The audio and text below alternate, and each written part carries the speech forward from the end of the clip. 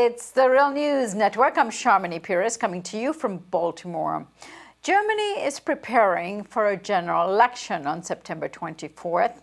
While Germany has a reputation for being a social democracy with low unemployment, strong unionization, and a strong economy, Olivier Siren of Le Monde Diplomatique argued that many Germans live under the poverty line, even if they are employed. Yet, in a recent interview, Chancellor Angela Merkel of Germany responded to the issue of the working poor in Germany as such. I am concerned with trying to provide jobs for as many people as possible. We have improved in the last years and have managed to have unemployment since 2006, but we have also made sure that minimum earning capacity has improved through the minimum wage. This means that people who work the whole day should not be reliant on welfare. On to talk about this with me is Dr. Heiner Flassbeck. He is the former director of the Division on Globalization and Development Strategies at UNCTAD. He is now the director of Flassbeck Economics, a consultancy for global macroeconomic questions. And he is also co-authored Act Now, the Global Manifesto for Economic Policy. It was published in 2013 in Germany. I thank you so much for joining me today, Heiner. Thanks for having me.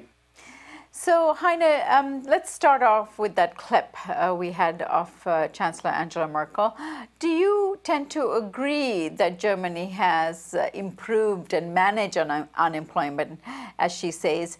Then, of course, if it has improved, has it been at the risk of creating a class of employed but poor?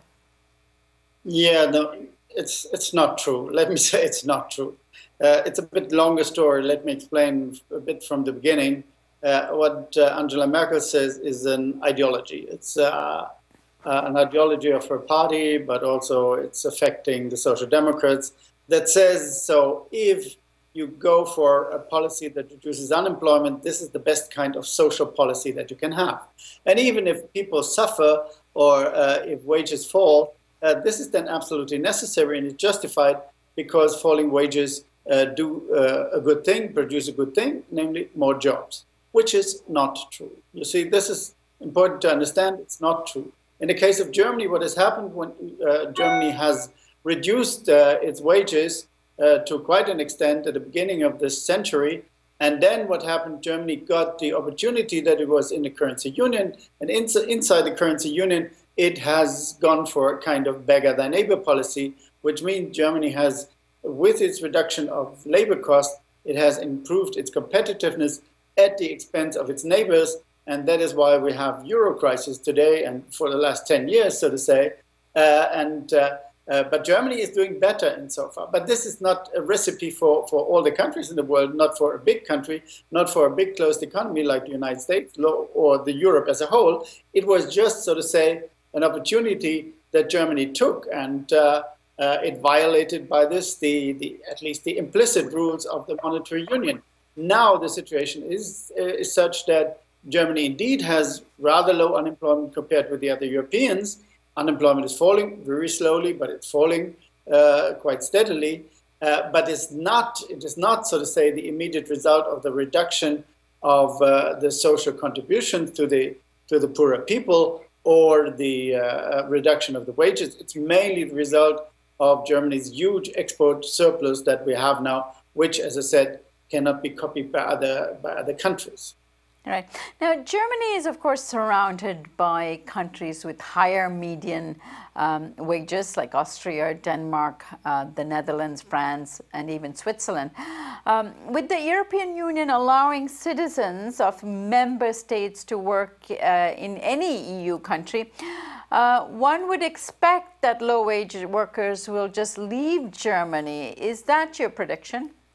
No, that's not. It's not happening because it's not just a question of the wage differences. It's always a question of the labor market situation. As the labor market situation, as I said, in Germany is quite good. People are not tend to leave. Some go to Switzerland. Switzerland has an inflow of German workers, that's no doubt about it, because in Switzerland also unemployment is rather low. Denmark is not a country that German people would move to because they do not know the language. So it's not a question of big movements. The point is, as I said, that Germany has now a very low minimum wage. It's 8 euros and a little bit, which is much too low given the productivity of Germany.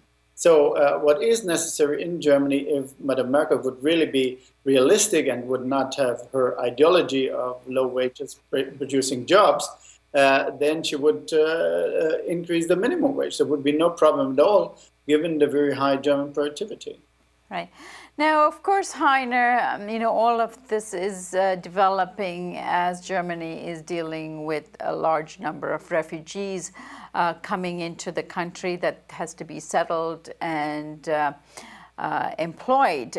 Do you think that this new class of workers, mainly refugees, is going to step up, and the impact this might have, of course, on unemployment, and also continuing this class of employed but poor workers in Germany? Well, let me say first, refugees is a story of 2015. Now refugees are in Italy and Greece. They are no longer in Germany. There is no refugee inflow at this moment of time for the last 3 years because Europe has closed its borders overall, and those people are coming with boats have to stay in Italy and in Greece, as I said. So Germany has no refugee problem. But when the refugees came, that was 1 year, 2015, then was the opportunity, and Germany could have done that easily because of its very sound public finances. Germany could have increased the social contribution to the poor people to avoid what has happened then in the end, namely that the people are scared about the inflow of foreigners, and that right-wing parties benefit from that. But Madame Merkel was talking about a welcome culture in Germany, but she did nothing to, so to say, reduce the tensions between the poorer people in Germany and the refugees. Right. Now, having said this, this is also a hot issue in the upcoming election. How does the reality of the working poor in Germany affect the upcoming election? Are there significant difference, for example, between the approach of the two largest parties, the Christian Democratic Union, CDU, and the Social Democratic Party, SPD, about how they plan to address this question? No, it's not big difference. Look, the Social Democrats have done it all. The Social Democrats and the Green Party were those in the beginning of the century who reduced the social contributions, who said we have to lower the contribution dramatically to make the people search for work, and that will reduce unemployment. As I said, this is the wrong story. Something else happened. But insofar, the Social Democrats have never distanced from their own mistakes, and so there is no difference between the Social Democrats and the Christian Democrats on this. And as the most probable outcome will be a continuation of the Grand Coalition, so we will go on for the next 4 years. And you see, these people, the poor people, will not change the outcome of the election because there are 4 or 5 million people, and many of them will not even go to the election. So that will not change anything. Germany, the perception of Germany is doing well, Germany is fine, we do not care about the neighbors, we do not care about unemployment in the rest of Europe, and we do not care about some poor people that we have in the country. It cannot be changed, we are successful, so why should we care about them? All right. Heiner, why is it that you say the working poor in the country won't show up at the polls? Well, because this is, the people are frustrated. The people feel that they cannot get anything from no one, even the left wing or right wing. Even some of them are attracted by the right wing party now, although it's absurd because it's the most neoliberal party of all the German parties, but they do not vote for the Linke, for example, the left wing party. I don't know why, because they're frustrated, and they say, well, nothing will change my situation, whoever I vote for. This is unfortunately a fact of life.